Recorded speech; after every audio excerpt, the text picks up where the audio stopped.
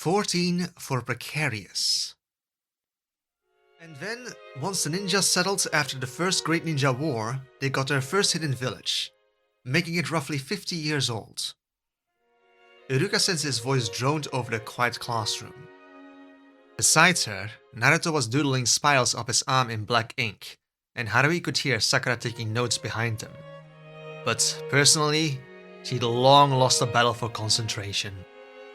Her gaze drifted across the class, over Naruto and past Shikamaru, who for once was awake, and out to the window. A crowd of adults stood clustered in the yard, watching the front door. It was hard to tell from her seat, but Haruhi thought she'd glimpsed Momo's hair. Which would be what, Haruhi? Snapping to alertness, Haruhi quickly faced the blackboard. Iruka-sensei had his hands on his hips and a knowing glint in his eyes. Crap. I'm sorry, could you please repeat the question, Iruka-sensei? Iruka-sensei pointed to the blackboard map again. I said, if Lightning Country is in the northeast, which country borders Land of Frost to the west? It took Haruhi a moment to remember. Land of Hot Springs. Right, but here's the thing. Those borders aren't accurate anymore. He sketched a new outline with quick, practiced strokes. Frost punched west, and Hot Springs lost its northern shoreline when they invaded rice paddies. He stepped back, letting the class take it in. That's why geography matters. Borders shift, situations change, he said, while Haruhi's attention drifted towards the window, where Shiho had just appeared. The perception of time was a curious phenomenon. When Haruhi was impatient for something, the clock ticked along at a sloth's pace, only to fly ahead at fireball speed when something she dreaded approached, like today. Today was graduation day, but Haruhi wasn't amongst the graduates. Haruhi watched Shio run across the yard towards her mother, waving a headband in the air. Momo stepped out of the crowd with open arms, and Shio ran straight into her mom's embrace. Her graduation exam had gone well then. It was a relief. Shio had been studying so hard. Haruhi craned her neck, wondering if Tenten was there too, while something that had never happened before distracted Haruhi enough to refocus. Shikamaru raised his hand. Iruka pointed at him. Yes, Shikamaru? Does that mean Land of Frost is bordering Land of Fire now? It's not official just yet, but yes. Frost sits right up against Fire Country. Iruka-sensei gestured to his redrawn map. Yes, Sakura? Could the fighting spill into Fire Country? Sakura asked, worried. We have our elites patrolling the borders. Hokage-sama is paying close attention, but as for now, the situation is stable. But what if Frost doesn't stop after Rice? Choji pressed. What if they keep pushing into our country? Would the Fourth Great War start? At that, even Naruto stopped doodling and peered up to listen too. No way! I don't want to be sent to war! Ino said, her forced dismissiveness betraying an undertone of nerves. We're too young. They wouldn't send us, would they? Well, maybe they'd stay, but Haruhi'd go, if allowed. I'd go! Naruto declared like a boastful echo of her thoughts. I'd beat them all! Shikamaru scoffed. A war would be so troublesome. It's what your parents dealt with, Iruka-sensei said. At your age, I was a year out of academy. Sending 11-year-olds to war as standard Konoha practices, and doesn't come close to the actually bad things the village has done.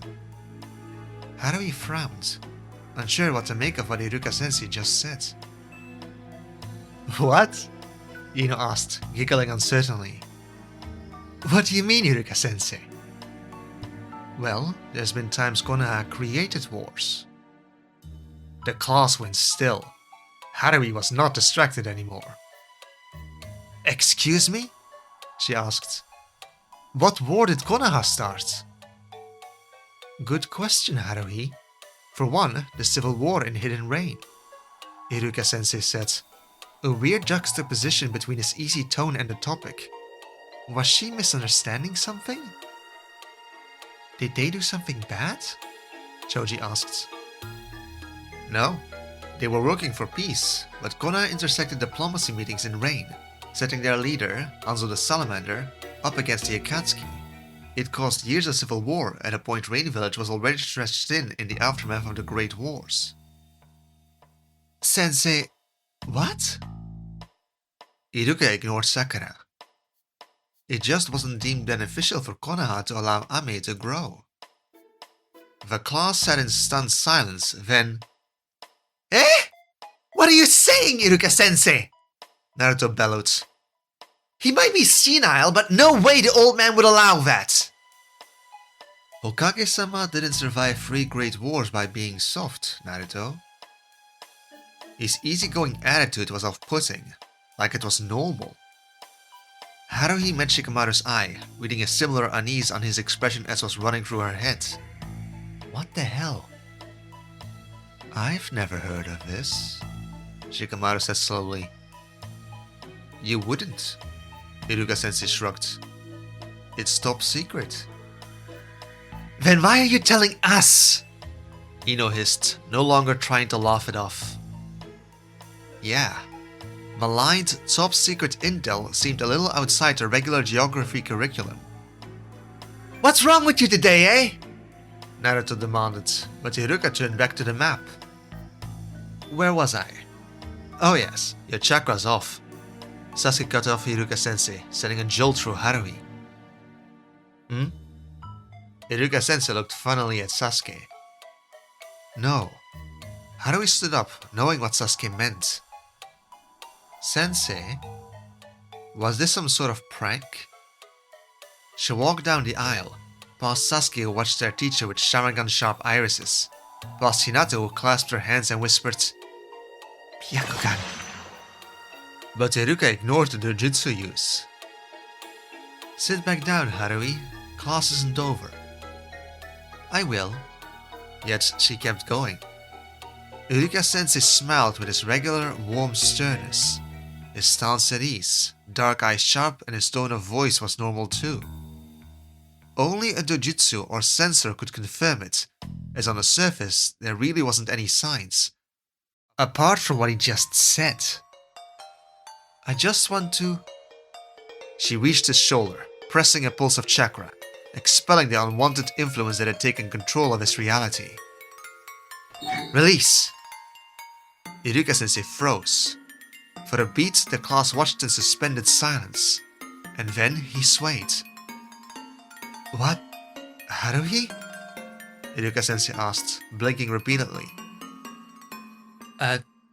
You were under genjutsu, sensei. The Chunin startled. Excuse me? No. What? Why are you out of your seat? Sit down. We have...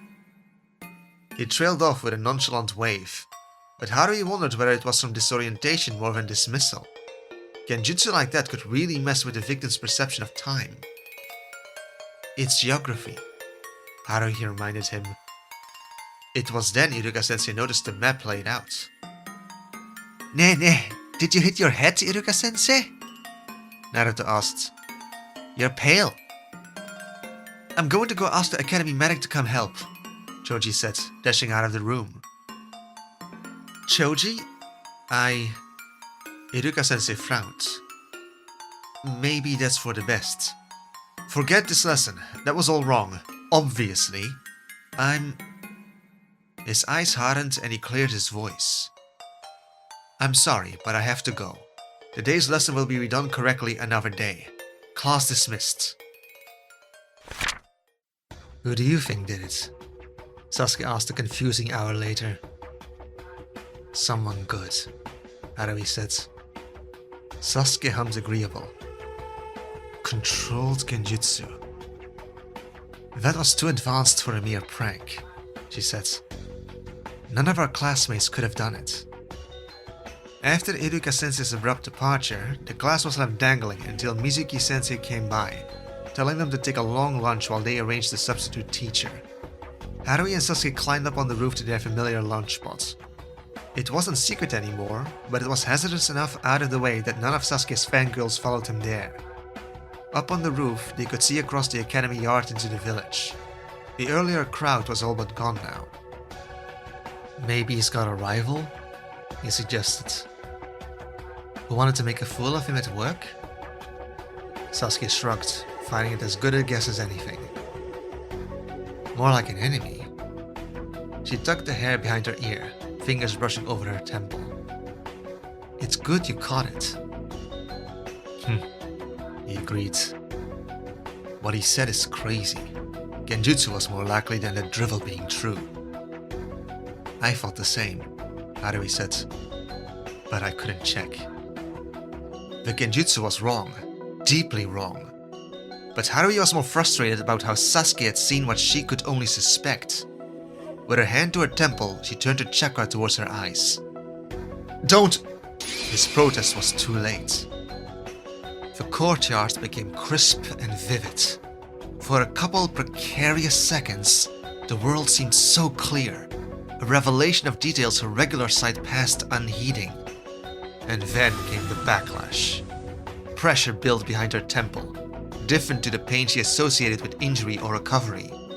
No, instead it was more akin to when Voldemort last entered her mind the day she died.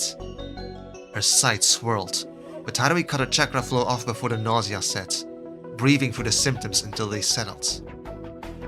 After years of stagnation, it's not like that result surprised her, but that didn't make it any less frustrating. Her Sharingan was the only injury Haruhi hadn't seen an ounce of progress with. 2 seconds Sharingan, followed by such invasive physical discomfort it was near unusable. What was 2 seconds foresight if the next half a minute was spent dizzy and uncoordinated? Sasuke shook his head. I told you not to. Haruhi smiled wryly. In my shoes, would you listen to your own advice? Sasuke-kun! Haruhi! Ino yelled from the yard, waving up at them. They weren't able to get a substitute teacher, so we get the rest of the day off. Thanks, Ino!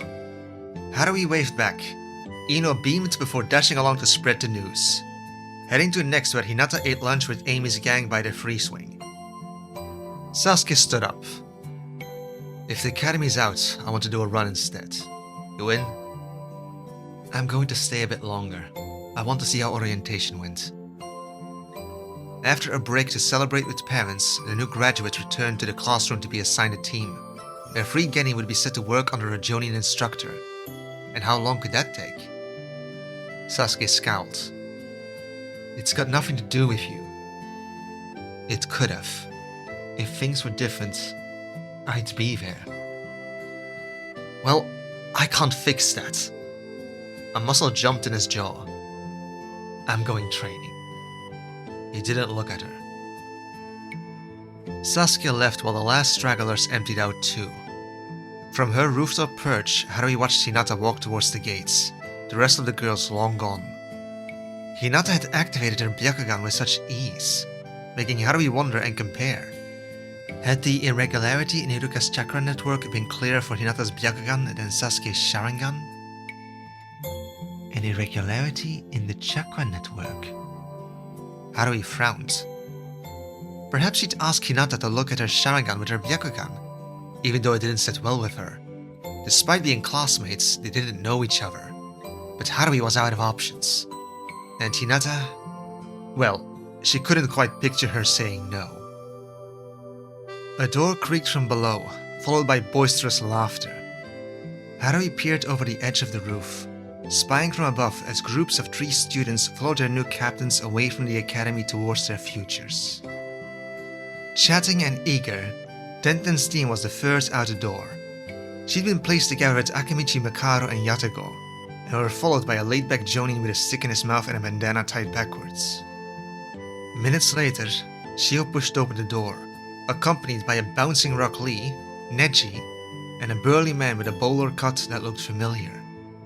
She'd seen that ninja running around the village before. The The top-scoring student with the worst one, and Shiho stuck in the middle?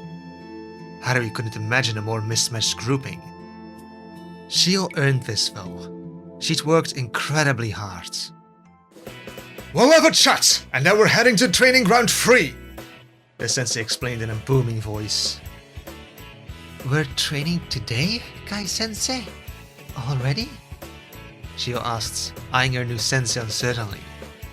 Haruhi took a second inspection of the sensei, and thought she knew what had sparked Shiho's concern. Once one got past the green spandex, orange leggings and the eccentric volume, the man was clearly built like a tank. "Of course! Before anything, I need to test what your spirits are made of!"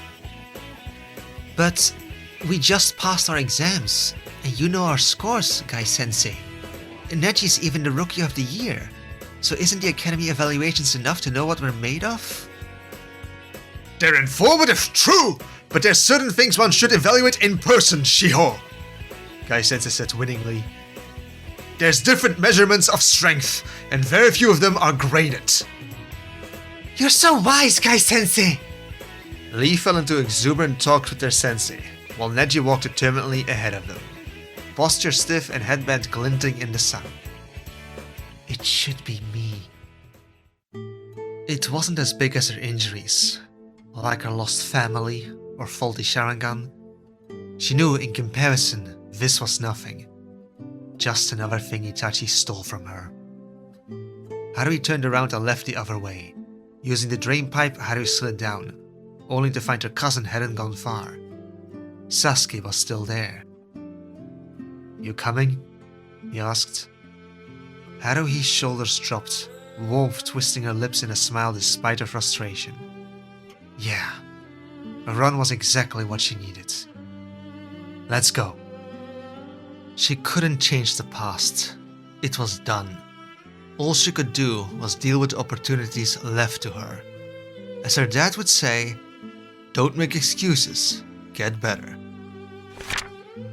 Haruhi cut through Konoha at a steady run, the sun warm on her shoulders and the air thick with the smells of grilled dumplings and dust. Sasuke matched her stride with an effortlessness that made her want to push just a little harder. The village was louder at this hour. Merchants calling out last sales, kids darting between stalls. But the noise blurred into a single hum as her feet found their rhythm. She lengthened her stride on a straight stretch. Sasuke noticed, of course he noticed, and eased forward half a step, just enough to make a point. Haruhi snorted under her breath and nudged her pace up again. Sasuke did too, pushing each other just a little more than if they jogged alone. It wasn't a race, really, but neither of them slowed either. They ran until the noise thinned into the quieter rhythm of the residential district. She cut through familiar streets without really seeing them, until she slowed, chest rising and falling in controlled breaths, and realized where they'd ended up. Yugao's building stood in front of her. Same narrow balcony, same worn steps, unchanged even though everything else had shifted. Haruhi wiped her forehead with the back of her hand. Sasuke slowed beside her, giving her a questioning look. "I'm going in," she said, nodding towards the building. Sasuke hesitated only a heartbeat before giving a short grunt of acknowledgement. "I'll keep going." He pushed off again, pace snapping back into that clean, competitive rhythm, as if daring her to catch up later. Haruhi watched him go, then climbed the steps alone. The last she'd seen Yugao was in a mask and uniform standing guard, until she wasn't, and Haruhi hadn't seen her since. She understood Yugao had been Shisui's friend, not really hers, and things were so different now. But Haruhi cared. However, as she reached the right floor and knocked on the door, no one answered. Uncertain, she asked a passing neighbor for help. "Excuse me, sir, have you seen your neighbor?" "Nah, that apartment is empty." "No, I mean this one who lives right here. Uzuki Yugao? Long purple hair, tall?" "No, she's gone." "Gone?" Haruhi murmured. But catching her stricken reaction, the man hurried to clarify. No, not dead, I think. But she's out of the village, traveling. Or maybe ninjas just take long missions? She's been gone for a year though. Let's see. It was back when my arm was broken, I remember. Huh. It's actually over a couple years then. But I remember her running around with boxes, and she said she was going traveling. Oh. Haruhi said, disappointed. And then there was nothing more to do than to leave. Back outside, Haruhi glanced up and down the street. But Sasuke was long gone. Sweat had cooled along her spine, making the afternoon air feel almost cold against her skin. Yugao was traveling? Or did her duties in Black Ops take her out of Konoha for that long? Well, what did Haruhi know about how Black Ops worked? Nothing really. Still, Haruhi found herself wondering what Yugao was up to now. Where she was, who she was with, and the many what could have beens. If only. Haruhi figured she should keep running, or go home. But as she tied her ponytail tighter, it dawned on her how close Yugao's building was to Training Ground 3.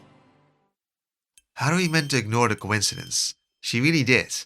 However, curiosity won. Haruhi slipped off the main path and into the trees, letting the shade swallow her as she followed a faint dirt trail towards Training Ground 3. The forest was quieter here, the air carrying the sharp tang of trampled grass and earth. Voices drifted through the clearing ahead, but she stopped just behind a thick cluster of bushes. Her old classmates lay sprawled on their backs in the grass, chest heaving, covered in sweat, dirt, and blood. Their sensei stood over them, beaming proudly down at the carnage. "Hello there! Who's come to visit us on this glorious day, eh?" The sensei whirled to face her hiding spot, arms flung wide and smiling like he was in a toothpaste commercial. Haruhi stepped out from the bushes. "I didn't mean to interrupt. I'm sorry." How did he spot her so quickly when Guy had stood with his back facing the trees? She tried to approach quietly too. No problem. We just finished. You're not interrupting," Guy boomed, ushering her to join them. Gingerly, Haruhi stepped out of the shadows into the sunlit field. "I'm Maito Guy, Kona's green beast of prey. These paragons of youth are my new students. Who are you, Flower?" "Uchiha Haruhi," she said, certain she'd seen this man before. It must have been a while ago, but Guy wasn't the sort you forgot. "Well met, little Konochi." Haruhi walked up to the downed students in the grass. A light tremble ran through Lee's arm, while sweat and blood stained his shirt. A bruised Shio could barely glance at her through cracked glasses, her hair a lopsided bird nest. Neji, usually so presentable in clean beige from head to toe, was so dusty it was like he dipped himself in chocolate powder. "So, how's your first day as a ninja been?" Haruhi nudged Shio's arm with her toe. "I want to die." "It's brilliant!" "Our opinions are superfluous, as we could never have changed how things turned out anyway." "You look awful." Haruhi chuckled and glanced down at Neji with a smirk. "Even worse than that time I threw you into a fence." "That was a fluke," Neji protested, the urge to defend a loss 4 years in the past giving him just enough energy to sit up. "This a fluke too?" Haruhi asked. Neji shook his head. Smirking, Haruhi held out a hand, and Neji blinked, unbalanced by the offering, torn between whether it was a trap or a genuine offer. To his credit, Haruhi wasn't sure either. Gingerly, Neji accepted it, and Haruhi pulled him to his feet. "We made it, Haruhi!" Lee fisted the air with a shaky punch. "We passed!" "So I see." Haruhi smiled. "Congratulations, Lee. You did it. You're a ninja. Who'd have thought the little civilian kid that mugged up troops in hoops for the whole team would be the one making it, eh?" Somehow, his victory didn't bother her as much. Her old jealousy had simply ebbed out, run its course. Lee had well and truly earned this. He never got any of this for free. And he wasn't out of the woods just because he graduated. Going forwards, things might just get harder. Unfortunately, Lee couldn't take a compliment like a normal person. His voice hitched, lip wobbled, and the waterworks followed. Neji folded his arms with an indignant huff. Before Haruhi could decide whether to comfort Lee or flee the emotional fallout, Guy clapped his hands together with a thunderous "Yosh!" that made the treetops tremble. "Team, a moment of well-earned rest is in order.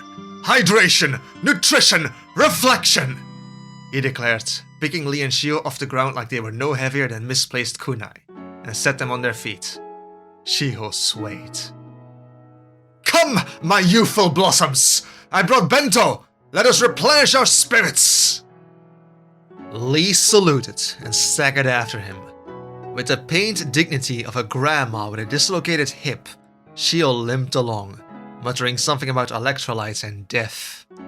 The three of them migrated to the rickety shed at the far side of the clearing, where Guy unpacked the bento while Lee and Shio collapsed onto the bench. Their voices drifted faintly, Guy praising their flames of perseverance. The quiet left Haruhi standing alone in the sun-warmed grass. Well, almost alone. Neji brushed dirt from his sleeves with the kind of controlled irritation only this particular Hyuga could manage. "So," she tried, the words falling flat between them. It was years since they'd been classmates, and they'd never been friends. Hell, they'd hardly been civil. A part of her still wanted to prove herself to Neji, wanted to have the comeback of a lifetime and sweep the floors, but Neji was a big shot Genny now, while she was spying from the bushes. Their paths parted a long time ago, and Haruhi wasn't the same anymore. Beating Neji didn't reach her top 10 list of what she wanted, not even the top 100. So what the hell were they supposed to talk about? "I heard you graduated Rookie of the Year," Haruhi blurted out, the words spelling out in a jumbled mumble. "I did. Congratulations." "Thank you." Neji coughed into his hand before another awkward silence followed, where they were left with nothing to do but watch clouds drifting in from the east. Haruhi had just decided to call it a day to get back to her jog when... "I'm sorry," Neji said out of the blue. Haruhi looked at him quizzically, but his eyes darted away. "For what happened to you, Taiko-san, the Uchiha. I heard your cousin was behind it. The heir. He was from the Uchiha main house." It was... Haruhi swallowed, unbalanced. Neji knew? So many of her old and new classmates seemed absolutely clueless about the massacre. "But, well, we didn't have house divisions within the Uchiha," she clarified. "But, yeah, Itachi was the clan head's eldest child, the future leader. And he led us into annihilation." Haruhi wondered if she should mention it wasn't just Itachi. The masked man had been there too, but the ones who needed to know had been told, and she wouldn't get into the gritty details here, or ever. Neji coughed into his hand, clearing his voice. "I'm glad you survived." "Thanks." Again he cleared his voice. "Do you have a cold?" "No, I just breathed too much dirt earlier," Neji corrected. "I heard from Shiho." He gestured over to where his teammates were wolfing down their food. "And of course I can see that you're better." "I am," Haruhi said. A dull ache stirred under the scar on her cheek, the kind that always came when the air grew heavy before rain. "Mostly." "Mostly?" Forget it. It's nothing." Neji nodded, accepting her lie at face value. "As for the rookie title, you know, Haruhi, It always irked me. Neji started carefully. That you still might be under the misconception I only earned my top ranking because of what happened. Well, her eyes narrowed. Because you did. No, Neji rebuffed, so cocksure of himself too. Even if you were able to graduate with us today, it wouldn't have made a difference. It was fate I'd earned the rookie title. How can you say that? Haruhi gasped. I was rookie when we last competed. I beat you for years, until I was taken out of the competition by Itachi. He beat me, not you. I was always better than you knew. The academy imposed restrictions. I wasn't allowed to use the Byakugan during our taijutsu spars, nor the main purpose of the gentle fist, the chakra use. I was never allowed to test my full capabilities against you. He told her point blank.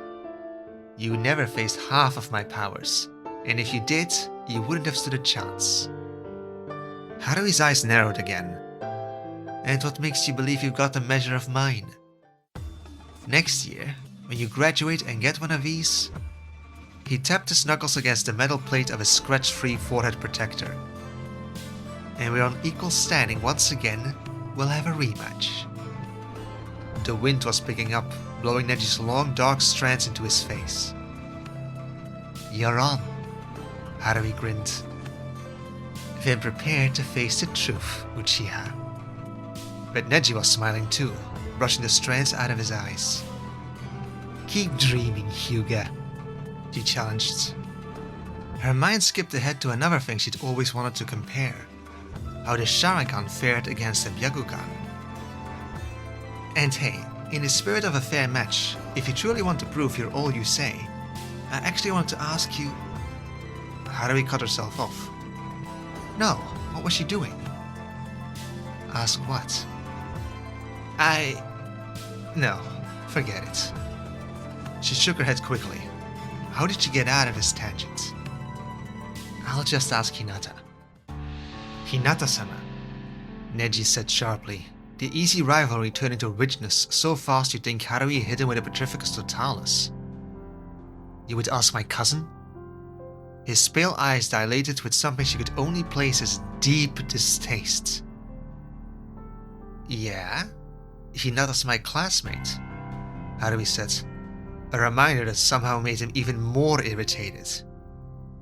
She's weak, Neji said, no attempt to ease the blow at all. She lacks resolve. Haruhi paused, re-evaluating everything. Wasn't she the Kunoichi Neji disliked most in the world? But from that reaction alone...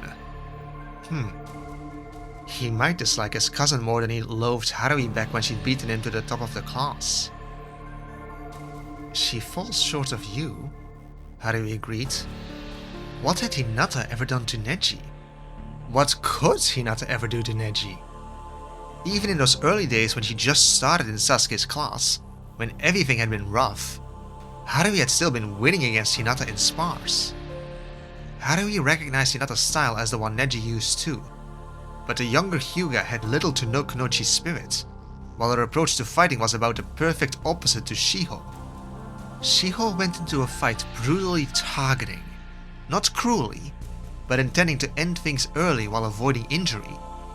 Hinata would rather allow a fight to drag, rarely taking openings, and ended up taking the brunt force, all the while worrying and apologizing for inconveniencing her opponent. Haruhi didn't truly think she was without skill. She wasn't as strong as Neji, not even close, but Neji was exceptional, so that didn't make Hinata bad either. The problem was her mindset. She didn't really seem to want to be a ninja.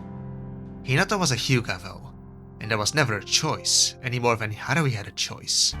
Their way of life was decided by birth. Clans and cousins, Haruhi thought heavily. Maybe the Uchiha weren't the only ones with complicated cousin clashes. Then you know, Neji said stiffly. If it concerns the Hyuga, you ask me, not her. Fine, if not Hinata, then him. Alright, I think I need someone with a Byakugan for this. It's about my Sharingan. The Sharingan? Neji blinked, posture shifting into something sharper. Explain. Was she really doing this? Apparently.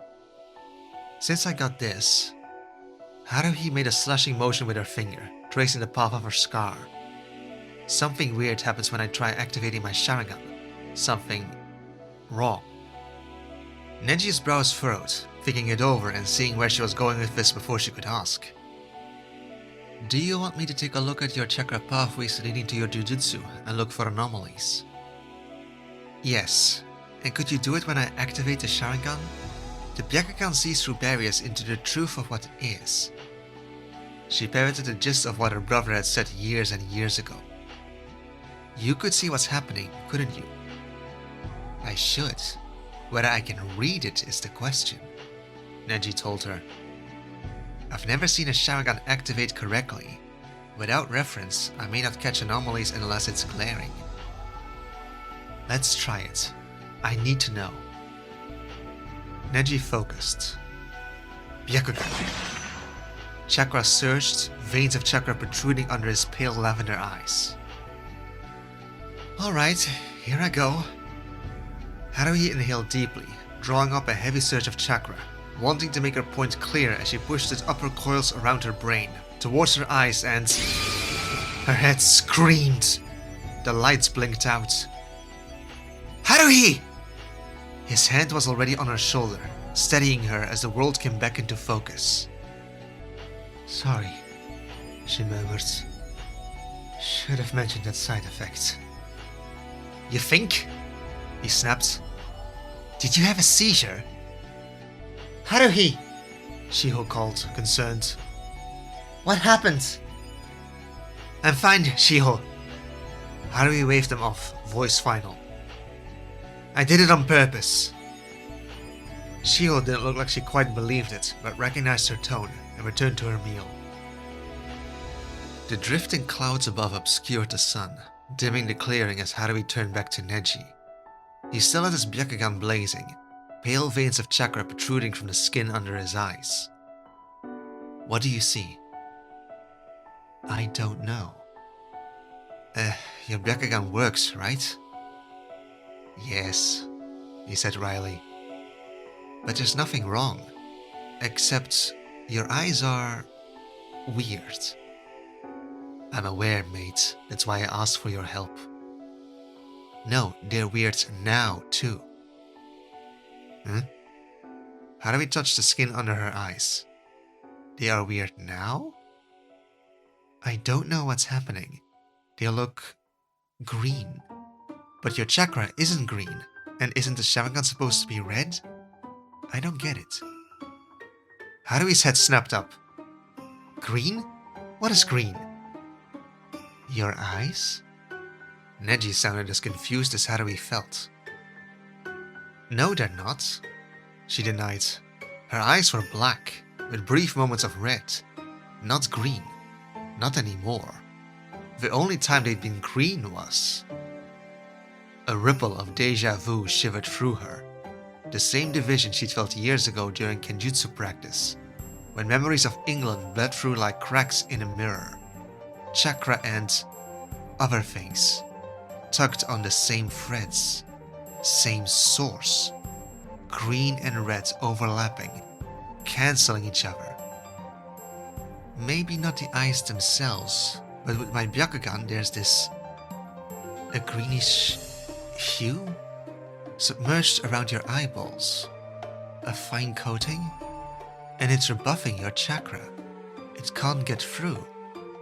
From what I can see, your chakra network works fine. You activated your jujutsu in a similar way a Hyuga would activate the Byakugan, though with less chakra. However, as your chakra rushes the last stretch from your brain up the channel to your eyes, it crashes into that green block, and the chakra is thrown backwards. I assume that's what causes your dizziness. But what does that mean? Not the dizziness, the rebuttal thing. I don't know. Neji turned his Byakugan off and held the piercing eye contact, dissecting her even without his bloodline activated. now they're dark again. How strange. I haven't seen that before. Haruhi rubbed her cut forehead, thoughts racing. Green eyes? Like she had before? A green hue that pushed her chakra back? What? Surely that didn't mean... Could it be magic? Well, was it really so crazy? Magic was in her soul, and her soul was the only thing that had moved on to this life. But simultaneously, wasn't the rule that magic and chakra are two incompatible energies, like fire and water. They can't coexist within the same space without one giving way for the other. She'd assumed that meant that the chakra running rampant through her body kept her magic barricaded within. Because Haruhi had tried to do magic, quite often too. But without a wand and clueless where to start, she'd stagnated. It hadn't just been difficult, it had been nothing. Her magical progression about as abysmal as her Sharingan failings.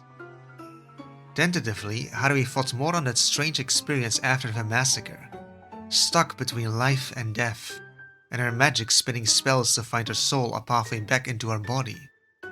The discussion between the two parts of herself came back with a new layer of purpose now, a new interpretation. You know that saying, the eyes are the window to the soul? Holly said that just before they become interchangeable. As an Uchiha, we're going to see how true that really is. Where there's a way in, there's a way out. But could it be literal? A literal window between the soul and the Sharingan? Because sure, that had always been the case for chakra. Spiritual energy grew from the soul, molding into yin release, which was what powered the Sharingan. A literal channel. Long ago, her mom had commiserated over how, because of our Sharingan, the love in an Uchiha's heart is visible for the world to see.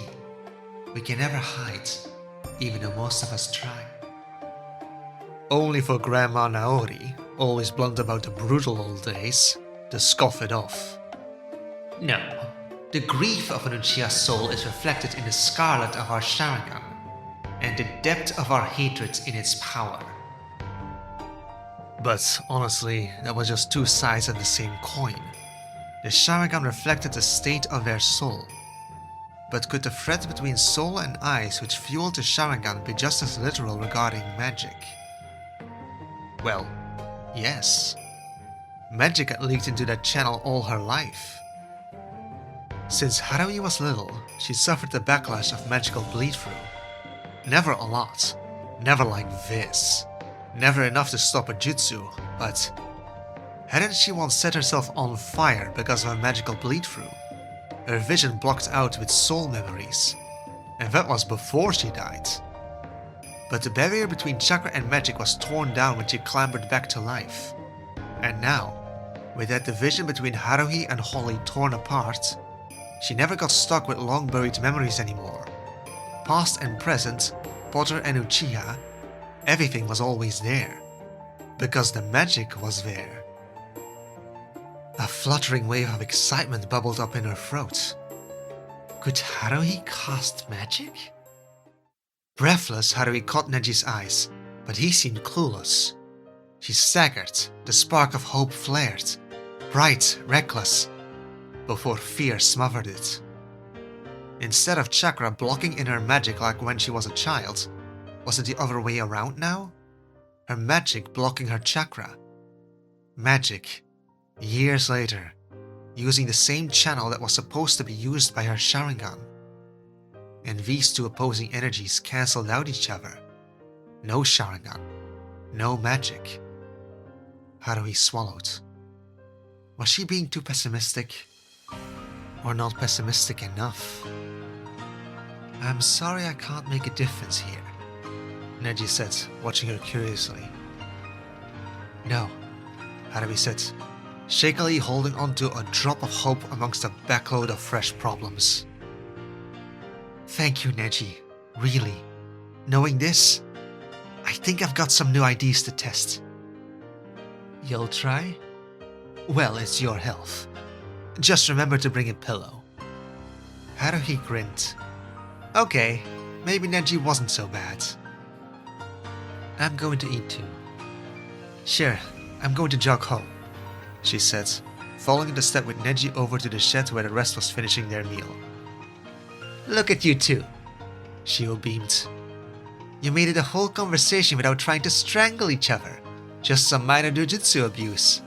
I call that a win. Neji sat down just as Lee broke into another round of tears, while Guy burst into a speech about rivalry as the youthful path to blooming friendship. Haruhi chose to block out the rest as white noise. Waving them goodbye, she dashed into the forest just as the clouds above gave in. At first, the first drops fell soft between the leaves, then steadier while her mind went over everything. Today had been such a weird day. Shio's team was better than Haruhi had expected, and maybe that's what made it sting. Because it was good and she wanted that. I wish I could have been on Team Guy. The sky opened fully when she reached the village streets, and the afternoon light dimmed into a grey wash. She cut through Konoha without thinking, water soaking into her clothes, hair plastered to her cheeks. People hurried past her under the cover of umbrellas, but she kept going, wrestling with everything this might mean. In so many ways, talking with Neji had gone better than she thought possible, but it highlighted a horrifying possibility. On one hand, maybe she could get her Sharingan and her magic back, the best of both worlds. But the problem was what it always had been, just more severe. Her issues might not be temporary. It wasn't her body that was hurt. This had happened when she forced two competing energies into the same shell, and they were strangling each other. Her Sharingan was blocked, her magic blocked. The worst of both worlds. Did that mean she couldn't be a true Uchiha? Nor a Potter? By the time she reached the Uchiha district, the streets were empty. But here, they always were. She pushed open the door to her quiet house. Sasuke's shoes weren't in the entryway, and when Haruhi called for Inku, she stood there dripping on the floorboards unheard. No one was home, and it was normal enough. But today, after Team Guy, the house felt too big. She exhaled, then moved deeper inside, but didn't get far before halting in front of the hallway closet. For the first time in a year, she opened it, staring at the inconspicuous boxes that once got the better of her. Ages ago, when Shio suggested Haruhi should redecorate her room, she'd initially started the project with momentum, dragging not just her boxes but half the family's belongings out of storage. She'd unpacked a few labeled with her name right away. Her old bed alarm clock for her nightstand, some pillows and curtains. One moment she'd been elbow deep in warm, fuzzy memories, and next she was shaking, overwhelmed by longing, and had to leave the rest untouched. It had been too much too early. If opening a box of her own things hurt this much, how was she supposed to face Mum and Dad's? Shisui's? But now though, something snapped into place. After months of avoidance, she stood before the collection of dusty boxes again. If she could force herself to ask Neji for aid, surely she could do this too. Haruhi picked out the first box, ready to be done with something, needing to accomplish something, especially today, on her would-have-been graduation day. Which is how a sopping wet Sasuke came home from his run, stumbling upon Haruhi surrounded by opened boxes, the contents littering across the kitchen, disheveled, a little bloody, and bawling her eyes out with the same intensity as the storming rain outside. This really wasn't her day. What the? Sasuke pushed wet bangs away from his face. He stepped over framed photographs and scattered nails. He skirted over a tower of Shisui's journals, bumped into her dad's cookbooks, then finally gave up and jumped over the last pile. Are you bleeding? His voice spiked. Your head! Not my head. Haruhi tilted her face, revealing her cheek, Or more accurately, her newly pierced ear. Like Shisui and her mum had done. Clean the area, heat a needle, push it through. Put in one of mum's old earrings. Simple. So simple she'd kept going after piercing the 2 earlobes. You're poking holes in yourself now? He squinted at her red ears. How many holes did you pierce? It was an impulse. 2 is an impulse. 6 is a meltdown. Did it really hurt that much? Should you go to the hospital? Ask Momo the nurse to look at your ears. No.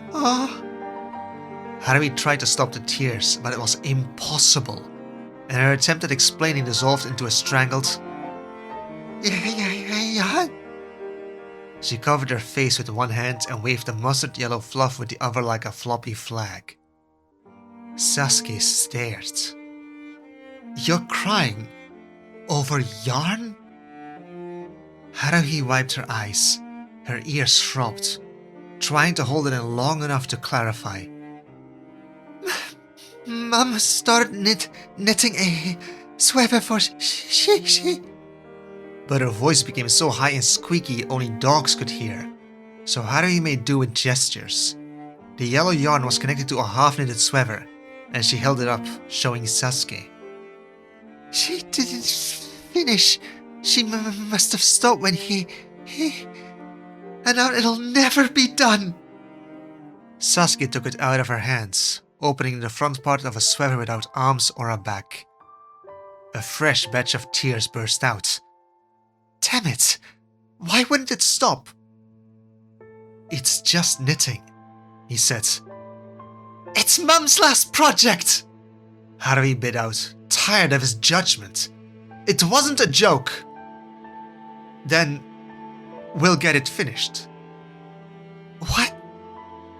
You want Aunt Inori's last project completed, right? Haruhi blinked through tears. Yes? Of course she did. If Mum had completed that sweater, it would be because she was alive to do it. Because the person it was for would be able to wear it. In that fantasy, Haruhi still had her family. Then we get someone to finish it. How much would that cost? There's no need to cry about it. Haruhi groaned. Sometimes she wondered if Sasuke's brain was wired backwards. How could he be so... I don't want some stranger to finish it, Sasuke. I wish Mum could have finished it. I wish Shisui was able to wear it. Haruhi pushed to her feet. Furious, the one with a perfectly functioning Sharingan was the most blind. That's why I'm crying, because it never happened. Then what am I supposed to do? Sasuke threw his hands up. I can't do that! I don't expect you to! Then why are you sobbing about something I can't fix? Why are you yelling at me? Because I can't fix it! Sasuke roared, smashing the fist with a death hold on the sweater so hard on the tabletop it cracked. I don't know how to knit it to fix that sweater. I didn't know it'd turn out this way. Can't fix this mess. Fix the district. Fix your Sharingan. Fix you so you could have graduated today. Of course you can't! Haruhi shouted back. Sasuke flinched. You can't, Sasuke! You can't fix my Sharingan! You can't bring back our family! I know! He spat hatefully. You had no way to stop Itachi. You can't fix me. I have to do that myself. But that's not on you. Her voice wobbled. Sasuke despised the truth of that most of all. Yet hating it, avoiding and raging, didn't make it less real. He'd never had the power to make a difference. But that's also why... This isn't your fault. I don't expect you to fix me. I never did. I was just sharing. Aunt Mikoto was don't. Sasuke bit out, breathing hard at the mere mention of his mother, and bringing Haruhi up short. They stared at each other in awful silence, What could she say? Sight blurred with tears and a ringing in her ears. Haruhi moved before thought, closing the distance in 2 steps to wrap her arms around Sasuke's shoulders. What she'd done only clicked when he went rigid. The cold, rain-soaked cotton of his shirt pressed against her cheek, but there was no way but through. Haruhi didn't know how else to make it clear. Words weren't sufficient, and yet, I miss them. And I'm sorry. I'm furious. I'm scared. I can't stand being your burden. I wish I could fix you too. I wish I knew how. A tremble went through him. Slowly, Sasuke returned the hug. There was so much more. Everything surged up her throat at once, choking it closed. It isn't fair. Her voice broke. I don't want to lose anything else. Between them, it was so redundant and obvious. The sky is blue, grass is green, and everything was horrible. Who else but the other understood better? But had she ever actually said it aloud? Had Sasuke? She held him tighter, willing some of it to come through now. The things made unbearable when said aloud. Sasuke eased his grip, his jaw tight when he stepped back. His glassy eyes fell to her cheek, and he reached almost reflexively, thumb brushing over the blood under her pierced ear, before dropping to his side. I'll fix one thing. I'll fix him. His voice was off forced control, barely audible over the rain drumming against the wall. I'll kill him. And then what? What do you mean? It was remarks like that which gave Haruhi nightmares. Not the killing, but because he looked genuinely lost, as if the concept of after didn't exist. Like there could be nothing else before Itachi, and nothing after either. Haruhi disagreed, but more urgently there was a right now, and he was missing it.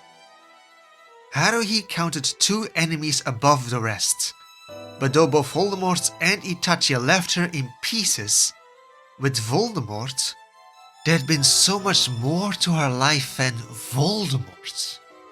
If she let spite and rage consume her, she'd be little better than a wraith, fleeing death, clinging to a cursed shell of an existence. And being in that state wasn't the reason she turned away from the veil. Even if Haruhi wasn't very graceful about it. She'd stumbled, wavered, made mistakes, doubted and crashed out more than once during her recovery, while her cousin could only watch. Sasuke preferred things in order, and Haruhi had been anything but. I want him dead too, Sasuke, but I think...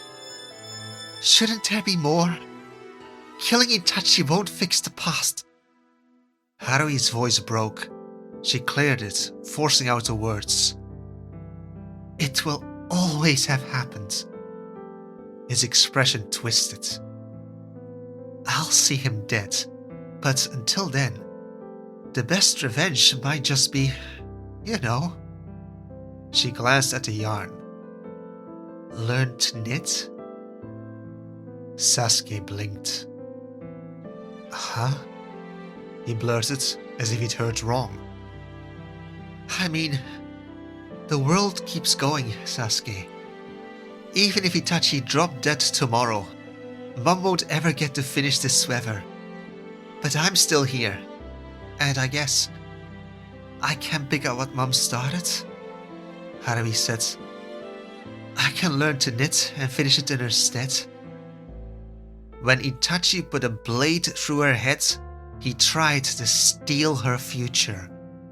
So even if there were days it was the hardest ask of all, for now, her best revenge might just be to live. You want to make a sweater for a ghost? Sasuke asked, voice flat. You're no ghost. And he never will be. If you want it, I'll finish it for you. The last tension deflated out of him. Sasuke sat down on one of the boxes, looking strangely small and unsure. He picked up the yarn again, turning it over in his hands like it was some kind of puzzle box. On one condition, Sasuke said, a little wry. Make it less yellow. Haruhi chuckled, a small, cracked sound as something tight in her chest eased up. In silence, they gathered the scattered journals, folded the half-finished sweater, and set the boxes aside. Haruhi listened to the soothing symphony of drops pattering against the roof, and breathed in the fresh scent of the storm sweeping across the district. The house somehow seemed less empty with the two of them moving through it, her steps easier. Outside, water threaded through cracked stone and sagging leaves, rinsing away dust no one had touched in years. Sasuke, her Sharingan, her magic. The storm raged on, yet somehow it seemed less impossible to face now. When Haruhi finally placed the yellow yarn on the table, her hands were steady. I can do this,